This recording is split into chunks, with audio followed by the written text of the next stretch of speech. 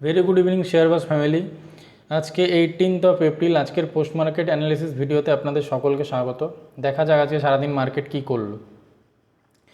Previous 3-4 দিন ধরে continuously market পড়ছিল। মার্কেট পড়ার পর কালকের ডেটে মার্কেটে একটা ডোজি ক্যান্ডেল ফর্ম হয়েছিল।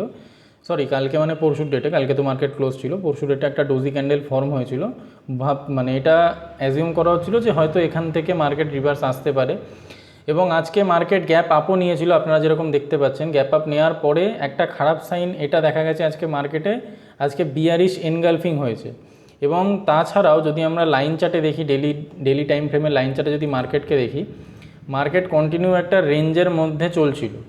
আজকের দিনের ক্লোজিংটা সেই রেঞ্জের নিচে দিয়েছে, সেই রেঞ্জটাকে ভেঙে দিয়েছে। এটা মার্কেটের জন্য একটা চিন্তার কারণ হতে পারে। যদি আমরা আরএসআইও দেখি, আরএসআইও কন্টিনিউয়াসলি পড়ছে। এখন আরএসআই অলমোস্ট 41-এর লেভেলে চলে এসেছে। যদি 40-এর লেভেলে ভেঙে নিচে পড়ে যায় আরএসআই, তাহলে মার্কেটে একটা ফল দেখা যেতে পারে, তবে বেশি বড় হবে না আশা করছি। ওই মোটামুটি যদি এখান থেকে ফল শুরু হয় 21,241, মানে 21,250 লেভেল অবধি একটা ফল আসতে পারে। মার্কেটের জন্য খারাপ কিছু না এই ফলটা। মার্কেট যেরকম সুন্দর র্যালি নিয়ে উঠছিল, ছোট্ট একটা ডিপ নিতেই পারে, এতে ভয়ের কিছু নেই। যদি উইকলি চার্টেও আমরা দেখি নিফটিকে, উইকলি চার্টেও আরএসআই 60-র নিচে, জাস্ট 60-কে ভেঙে নিচের দিকে পড়েছে। এতদিন 60-র ওপরে ছিল কন্টিনিউয়াসলি, এখন বর্তমানে 60-কে ভেঙে নিচে পড়েছে।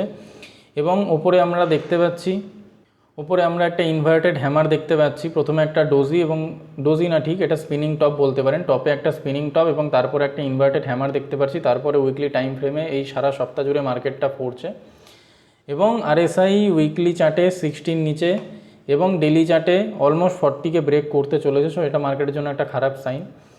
এবং আজকের মতো এই বিয়ারিশ মার্কেটেও কিছু স্টকস ছিল যারা দিনের শেষে ভালো রিটার্ন দিয়ে গেছে। তাদের মধ্যে টপ গেনার ছিল আজকে নিফটি 50-তে বলতে গেলে ভারতী এয়ারটেল। ভারতী এয়ারটেল প্রত্যেক দিনই নতুন হাই লাগাচ্ছে, একবার করে হাই লাগাচ্ছে, একটু ছোট্ট ডিপ নিচ্ছে, আবার র্যালি শুরু করছে। সো ভারতী এয়ারটেলের দিকে আপনারা চোখ রাখতে পারেন আগামী দিনে। এরপরে রয়েছে পাওয়ার গ্রিড। পাওয়ার গ্রিড আজকের ডেটে অ্যাকচুয়ালি গেন হয়নি, পড়েছে, বাট সকালবেলা মার্কেটে একটা বিশাল বড় গ্যাপ আপ ওপেনিং দেখা গেছিলো। তারপর থেকে পাওয়ার গ্রিড কন্টিনিউয়াসলি ফল করছিল, কিন্তু ভালো যে গ্যাপটা পুরোপুরি খায়নি, তার জন্য পাওয়ার গ্রিড আজকের টপ গেনারের লিস্টে রয়ে গেছে। এবং 3 নম্বর হচ্ছে বাজাজ অটো, মোটামুটি 1% মতো গেন দেখিয়েছে আজকের দিনে। সো এই ছিল আজকে সারাদিন মার্কেটের ওভারভিউ।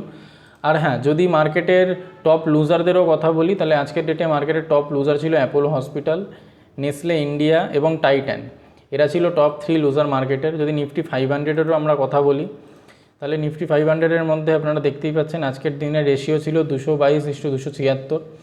টপ গেনারদের মধ্যে ছিল জাস্ট ডায়াল, পাওয়ার ইন্ডিয়া, ম্যাস্টেক। এবং টপ লুজারদের মধ্যে যদি আপনারা দেখেন, তাহলে টপ লুজারদের মধ্যে আজকের ডেটে ছিল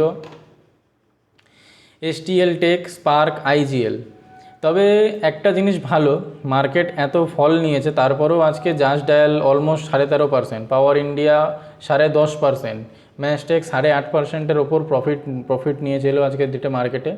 সো মার্কেটের জন্য এটা ভালো সাইন বলতে পারেন। ভয়ের কিছু নেই এই মুহূর্তে মার্কেটে। যত দৌড়াবে একটুখানি সাস্টেন নিতেই পারে, একটুখানি রেস্ট নিতেই পারে মার্কেট। এই মুহূর্তে মার্কেটে ভয়ের কিছু নেই। সো আজকের ভিডিওটা এইটুকুই থাক। আবার আগামীকাল আসবো নতুন একটা পোস্ট মার্কেট অ্যানালিসিস নিয়ে। Thank you guys.